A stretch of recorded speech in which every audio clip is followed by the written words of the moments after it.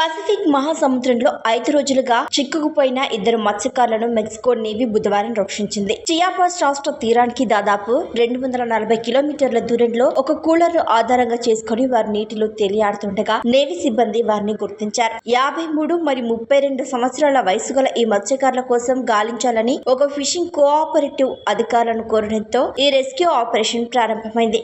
August 14 శుక్రవారం నాడు చివరిసారిగా వారితో మాట్లాడమని, ఆ తర్వాత ఆచూకీ రాలేదని ఆ సంఘం తెలిపింది. దీంతో రంగంలోకి దిగిన నేవీ సిబ్బంది గాలింపు చర్యలు చేపట్టి చియాపాస్ తీరానికి సుమారుగా 130 నాటికల్ మైళ్ల దూరంలో ఆ మత్స్యకారులను కనుగొన్నారు. వారిని సురక్షితంగా రక్షించి వెంటనే నేవల్ వైద్య సిబ్బందితో ఆరోగ్య పరీక్షలు చేయించారు.